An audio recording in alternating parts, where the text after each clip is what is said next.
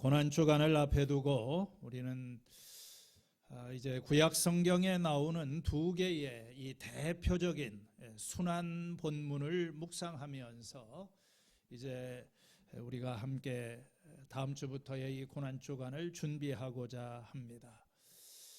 이 예수님의 십자가 고난의 그 모습을 가장 잘 보여주고 있는 구약의 본문 중에 하나가 이사야서 53장의 말씀입니다. 이 이사야서 53장은 고난받는 종의 노래, 이런 제목이 붙기도 합니다. 이사야서 40장 이후에 이 종의 노래들이 나오는데 이 네 본문, 이사야서 42장, 49장, 그리고 50장, 오늘 읽은 이 53장에 종의 노래라고 하는 그런 앞으로 장차 하나님께서 이 땅을 구원하시기 위해서 보내실 그 구원자를 예언하는 그런 말씀이 나옵니다. 이 종의 노래들은 종의 고난과 영광이라고 하는 두 주제를 통해서 서로 이렇게 연결이 되어 있습니다. 첫 번째 노래와 두 번째 노래에서는 종의 고난이 암시가 되어 있습니다. 그리고 이제 승리에 초점을 맞추죠. 그렇지만 이 세 번째 노래는 종의 고난과 인내에 초점을 맞추고, 그리고 이 종의 고난과 승리라고 하는 이 주제가 이제 이사야 53장에 이르러서 가장 생생하고 심오하게 이렇게 묘사되고 선포가 되고 있는 것입니다. 오늘 읽은 이 이사야서 53장의 말씀은 우리가 이 말씀을 잘 이해하기 위해서 이사야서 40장에서 55장 사이에 나오는 어떤 전체 메시지의 맥락을 좀 이해를 할 필요가 있습니다.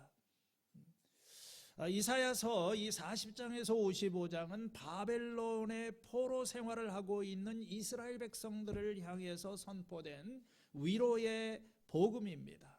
이사야서 40장 첫 구절에 위로하라 위로하라 내 백성을 위로하라. 그래서 이 하나님의 위로, 하나님께서 시온의 백성들을 위로하신다, 하나님께서 자기 백성을 위로하셨다 하는 그런 말들이 나옵니다. 이러한 말이 이제 우리가 읽은 이 말씀의 바로 앞부분에 이사야서 52장 9절에도 보면 주님께서 당신의 백성을 위로하셨고 예루살렘을 속량하셨다. 이 하나님의 위로는 그 하나님의 구원을 말을 하는 것입니다.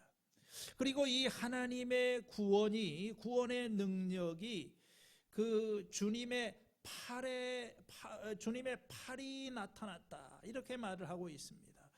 주님께서는 모든 이방 사람들이 보는 앞에서 당신의 거룩하신 팔을 드러내셨으니 땅에 있는 모든 사람들이 하나님의 구원을 보게 될 것이다, 이런 말을 하면서 이제 이사야서 53장, 사실은 이 말씀은 52장 13절에서부터 시작이 되고 있는 것입니다. 나의 종이 형통하며 그가 높임을 받게 될 것이다. 오늘 그러면서 이사야서 53장에 이 종에 대한 그런 소개를 하고 있습니다. 우리가 들은 것을 누가 믿었느냐? 주님의 능력이 누구에게 나타났느냐? 주님의 능력이라고 하는 것이 주님의 팔이 누구에게 나타났느냐 하는 그런 말인 것입니다. 이사야서의 지금까지 이야기는 계속해서 하나님의 구원이 나타날 것이라고 합니다. 이 바벨론 포로 중에 있는 그들을 구원할 구원자 하나님의 종이 나타날 것이다. 우리의 질문은 이것이 어떠한 방식으로 어떻게 나타날 것이냐는 것입니다. 어떻게 하나님께서 자기 백성을 구원하실 것이냐, 그것이 바로 오늘 이 본문에 소개되는 이 고난받는 종, 이상적인 종을 통해서 이제 하나님의 구원이 이루어진다 하는 그런 말씀인 것이죠. 오늘 이 1절의 말씀을 보면 우리가 들은 것을 누가 믿었느냐? 주님의 능력이, 주님의 팔이 누구에게 나타났느냐? 그렇게 말을 합니다. 주님의 구원이 가까웠습니다. 하나님이 약속하신 그 능력의 팔이 나타나고 있어요. 그런데 아무도, 누가 믿었느냐? 믿지 않는다는 것이지요. 이 하나님의 종에 관한 계시가 무시되고 거부당하고 있습니다. 사람들은 이 하나님의 말씀을, 복음을 받아들이지를 않습니다. 이러한 불신의 이유가 무엇입니까? 여기 그 이유가, 세 가지 이유가 주어지고, 첫 번째는 그 종의 나타남이 참 너무나 조용하게, 사람들의 눈길을 끌지 못하는 그런 방식으로 나타났다는 것입니다. 두 번째로, 이 종에게는 다른 사람의 주목을 받을 만한 그런 아름다움이나 매력이 없었습니다. 그는 마치 이 연한 순과 같이, 메마른 땅에서 솟아나는 싹과 같이, 그에게는 고운 모양도 없고 훌륭한 풍채도 없었고 사람들이 흠모할 만한 아름다운 모습이 없었다. 네. 그뿐만 아니라 이 종이라 불리우는 인물은 세상의 고난과 고통을 스스로 짊어진 그런 존재였다고 하는 것입니다. 그는 사람들에게 멸시를 받고 버림을 받고 고통을 많이 겪었다고 했습니다. 사람들이 보기에 그 종은 언제나 병을 앓고 있었다. 그의 삶은, 종의 인생은 고난과 슬픔과 질병으로 얼룩져 있었던 것입니다. 이사야서 52장 14절에 보면 그의 인생은 정말 그의 외모는 심하게 망가져 있었다, 이렇게 되어 있습니다. 이렇게 보잘것없는 많은 고난을 당하고 그의 그 질병으로 얼룩져져 있는 이런 보잘것없는 인물이 어떻게 구원자가 되고 어떻게 하나님의 팔이 될 수 있을 것인가? 그래서 사람들은 그 종에게서 얼굴을 돌렸고 그를 귀하게 여기지 않았다는 것입니다. 하나님의 말씀을, 약속된 말씀을 믿을 수가 없었어요. 사람들이 종을 거부하였던 또 한 가지의 큰 이유는 이 종이 당한 고난의 성격이었습니다. 이 4절에서 6절까지의 말씀에는 그 종의 고난에 대한 그런 그 사람들의 어떤 시각을 말해주고 있습니다. 먼저 여기 나타나는 것이 그 고난당하는 종을 바라보는 사람들의 관점입니다. 4절 후반절에 보면 우리는 그가 징벌을 받아서 하나님에게 맞으며 고난을 받는다고 생각하였다.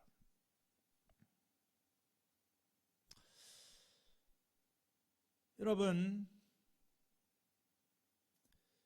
구약시대에 이 고난이라고 하는 것은 하나님이 주신 징벌과 연결이 됩니다. 그가 고난을 당하고 있는 것은 하나님의 심판을 받아서, 벌을 받아서 지금 고난을 당하는 것이다, 그렇게 생각했었어요. 그렇지만 실상은 무엇입니까? 그는 실로 우리가 받아야 할 고통을 대신 받고 우리가 겪어야 할 슬픔을 대신 겪은 것이다, 그렇게 말을 하고 있습니다. 5절의 말씀에서 그것을 부연해서 설명을 하지요. 그는 실로 우리가 받아야 할 그러나 그가 찔린 것은 우리의 허물 때문이고 그가 상처를 받은 것은 우리의 악함 때문이다. 처음에는 그가 단순히 자기의 죄 때문에 고난을 받는 것이라고 생각을 했습니다. 그러나 시간이 흘러서 종이 당했던 고난의 의미를 반추하면서 그 고난은 자신들을 위한 것이다 하는 것을 깨닫게 되는 것입니다. 그가 찔린 것은 우리의 허물 때문이고 그가 상처를 받은 것은 우리의 악함 때문이다. 여기서 찔린다는 것은 창에 찔리는 것을 말하고, 상하다고 하는 것은, 이 상하다는 말은, 상처라고 하는 것은 너무 약한 번역입니다. 이건 그냥 이게 산산이 부서지는 것을 이야기를 하는 거예요. 완전히 몸 전체가 이렇게 망가지는 이 종이 처절한 고난을 당하고 창에 찔리고 그 몸이 부서지고 망가지게 된 것은 우리의 반역 때문이었다. 그가 징계를 받음으로써 우리가 평화를 누리고 그가 매를 맞음으로써 우리의 병이 나았다. 우리가 죄를 지었기 때문에 하나님과의 관계가 깨어져 있습니다. 종은 그의 고난을 통해서 하나님과의 어떤 이 평화가 회복되도록 또 그리고 우리의 질병이 치유되도록 하였다는 것입니다. 우리는 모두 양처럼 길을 잃고 각기 제 갈 길로 흩어졌으나 주님께서는 우리 모두의 죄악을 그에게 지우셨다. 여기 그라고 하는 말과 우리라고 하는 말이 서로 대조가 되고 있습니다.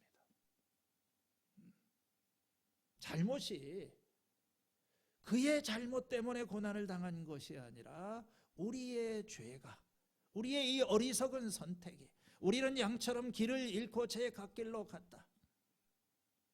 고의로 이것은 우연히 그런 것이 아닙니다. 알면서도 우리는 이 하나님을 거역하는 길을 갔고 그 우리의 허물에 대한 이 징벌이 그 종에게 주어졌다는 것입니다. 7절에서 9절 말씀은 이 종이 우리의 죄를 짊어진 결과에 대한 그런 설명입니다. 종의 무죄함과 그리고 순종과 그가 받은 부당한 대우에 대해서 말을 하고 있어요. 7절에 그는 굴욕을 당하고 고문을 당하였으나 아무 말도 하지 않았다. 도살장으로 끌려가는 어린 양처럼 마치 털 깎는 자 앞에서 잠잠한 양처럼 끌려가기만 할 뿐 아무 말도 하지 않았다. 이 양 이미지가 다시 여기서 등장을 하죠. 앞에 있는 양은 하나님을 거역하고 자기 길을 가는 그런 범죄한 사람이지만 여기서의 양은, 이 종의 모습에서 나타나는 양은 하나님의 뜻에 순종하고 하나님이 그에게 가라고 하시는 그 길에서 돌아서지 않는 유순한 양, 스스로를 방어하지 않는 그런 양의 그 모습을 보여줍니다. 그가 당한 고난은 부당한 것이지만 그 부당한 고난을 묵묵하게 받아들이는 것입니다. 마치 털 깎는 자 앞에서 잠잠한 양처럼 항변하지 않습니다. 이런 종이 당하는 고난의 부당함이 8절과 9절에서 좀 더 구체적으로 말해주고 있죠. 종은 체포를 당하고 재판정으로 끌려갑니다. 그가 체포되어서 유죄 판결을 받았다. 그리고 신문을 당합니다. 그리고 그는 나중에 처형을 당하게 됩니다. 그가 사람 사는 땅에서 격리가 되었다. 이 격리가 되었다고 하는 것은 끊어졌다는 것입니다. 단순히 그는 사람 사는 땅에서 격리가 되고 끊어졌을 뿐만 아니라 죽었을 뿐만 아니라 그로 인하여서 이제 후손도 갖지 못하게 됩니다. 산자의 땅에서 끊어지게 된 거죠. 그리고 그는 무덤에 묻히게 됩니다. 그는 잘못이 없었음에도 불구하고 악한 사람과 함께 무덤에 묻히게 되고 죽어서 부자와 함께 들어가게 되었다. 여기서 이 부자는 좀 부정적인 의미에서 그런 가지고 있는 의미를 가진 그런 부자라고 말할 수 있겠죠. 사람들은 이 종의 죽음이 끝이라고 생각을 했습니다. 그렇지만 예상치 못한 반전이 일어나죠. 이제 마지막에 10절에서 11절은 종의 부활과 승리에 대한 그런 이야기입니다. 종의 이야기는 여기서 끝나지 않습니다. 그는 다시 살아나 부활하게 됩니다. 10절 상반절에 나오는 이 내용은 좀 끔찍합니다. 주님께서 그를 상하게 하셨다. 주님께서 그를 병들게 하셨다. 우리는 이 말씀에서 종이 고난을 당하는 동안 하나님께서 줄곧 그의 편에서 서 계셨다고 하는 것을 알게 됩니다. 이 종의 고난과 고통은 순환은 단순한 사고나 우연의 결과가 아닙니다. 그건 하나님의 행동의 결과입니다. 하나님께서 그것을 하기를 원하셨어요. 왜 종에게 이러한 이 끔찍한 일이 일어났는가? 그것은 의도된 것이었다는 것입니다. 이게 하나님의 의도였다고 하는 것입니다. 어떻게 이 사랑이 많으신 아버지 하나님께서 그 아들 되는 예수님에게 이 끔찍한 일이 일어나도록 허락하셨을까? 그것을 원하셨을까? 그것은 그 고난을 통해서 더 좋은 것을 얻고자 하는 그런 목적이 있었기 때문에 그렇습니다. 그가 그의 영혼을 속건 제물로 여기면 그는 자손을 볼 것이며 오래오래 살 것이다. 주님께서 세우신 뜻을 그가 이루어 드리게 될 것이다. 종은 자신의 생명을 하나님 앞에 속죄의 제물로 드림으로 인하여서 하나님의 뜻을 이루어 드릴 것입니다. 그리고 그 일의 결과로 그는 자손을 보게 될 것이다. 오래오래 살 것이다. 어떻게 죽었던 사람이, 후손도 없이 죽었던 사람이 다시 살아나서 오래오래 이 자손을 보게, 이건 부활을 말하는 거죠. 여기서 후손이라고 하는 것은 물론 영적인 후손입니다. 종의 고난의 결과로 생명을 얻게 되는 그런 사람들입니다. 그가 자기 생명을 다른 사람들을 위해서 바칠 때, 그가 고난을 당하고 난 뒤에 그는 생명의 빛을 보고 만족할 것이다. 개역개정에서는 이것을 그가 자기의 수고한 것을 보고 만족할 것이다. 이 고난의 과정을 이제 통과하여 고난과 죽음의 자리에서 다시 살아난 이 종은 그의 힘겨웠던 그런 투쟁, 그의 수고의 과정을 돌아보면서 만족한다는 거예요. 왜냐하면 이 의로운 종이 자기의 지식으로 많은 사람들을 의롭게 할 것이기 때문입니다. 그는 다른 사람이 받아야 할 형벌을 대신 자기가 짊어진 것입니다. 그래서 하나님께서는 이 종에게 보상을 하십니다. 전리품을 나누어 갖게 하시고 존귀한 자들과 함께 자기 몫을 차지하게 하신다. 그 이유가 무엇입니까? 그는 죽는 데까지 자기의 영혼을 서슴없이 내맡기고 남들이 죄인처럼 여기는 것도 마다하지 않았기 때문인 것입니다. 그는 많은 사람의 죄를 대신 짊어졌고 죄 지은 사람들을 살리려고 중재에 나섰던 것입니다. 그는 죽는 데까지 자기의 영혼을 서슴없이 내맡겼다. 이 종의 속죄의 희생을 말하고 있는 것입니다. 범죄자를 위해서 기도한다, 중재한다 하는 이것은 범죄자의 위치에 서서 그를 대신해서 직접적인 형벌을 받고 있는 그런 모습을 말하고 있습니다. 오늘 이 구약 성경에서 이 말하고 있는 이 종이 누구인가? 이 고난받는 종. 사도행전 8장에 가면은 수백 년이 지난 후에 빌립이 에티오피아 내시를 만났을 때 예루살렘에서 예배를 드리고 고국으로 돌아가던 내시는 이 이사야의 글을 읽고 있었습니다. 이사야 53장을 읽으면서 선지자 이사야가 이 말을 한 것이 누구를 가리킴이냐? 여러분, 이 종은 신비한 그런 인물입니다.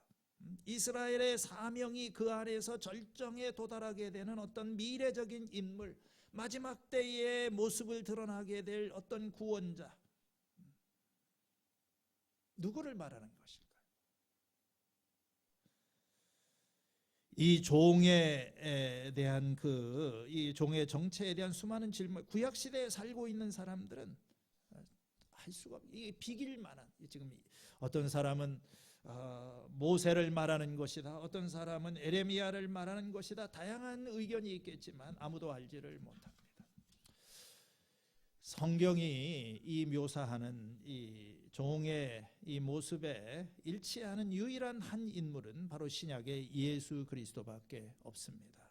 우리가 알고 있는 이 예수님의 이야기가 이 종의 이 이사야 53장에 나타난 이야기와 놀랍게 일치를 합니다. 여러분, 예수님은 사람의 눈길을 끌만한 그런 모습으로 세상에 등장하지 않았어요. 마른 땅에서 솟아나는 싹처럼 그는 갈릴리의 이름 없는 마을에서 성장하였습니다. 사람들의 주목을 받지 않는 마구간에서 태어나셨습니다. 그분은 우리의 고통과 우리의 약함과 우리의 질병을 짊어지기 위해서 이 세상에 오셨습니다. 오늘 이 이사야서가 보여주는 대로 예수님은 우리의 죄를 위한 희생 제물이 되셨습니다.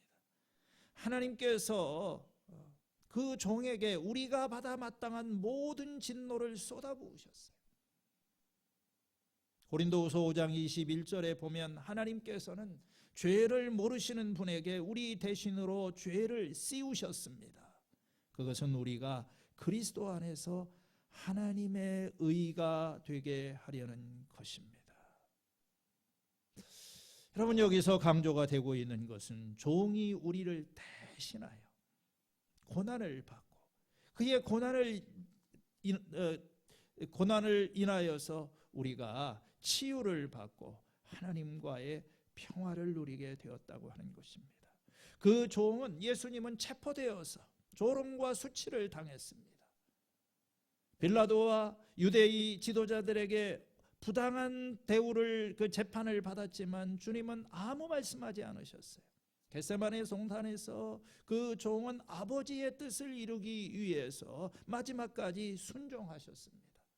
그리고 여기 묘사되고 있는 것처럼 예수님의 몸은 심하게 망가졌고 마지막에는 죄인과 함께 그리고 나중에는 부자의 무덤에 묻히셨습니다. 그리고 이 낮아졌던 종을 하나님께서는 다시 살리시고 높은 자리에 들어 올리십니다. 특별히 우리가 여기서 주목할 것은 사람들이 이 종을 배척하고 거부하였다고 하는 것입니다.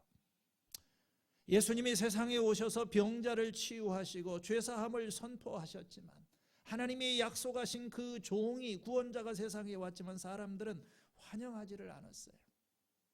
벌써 요한복음 1장에 가면 참 빛, 세상을 비추는 빛이 왔지만 그가 세상에 계셨으며 세상은 그로 말미암아 지은 바 되었지만 세상은 그를 알지 못하고 그들은 자기 백성, 자기 땅에 그분이 자기 땅에 오셨지만 자기 백성이 영접하지 않았다고 그랬습니다. 왜 그랬을까요? 그들이 생각한 메시아가 아니었기 때문에 그렇습니다.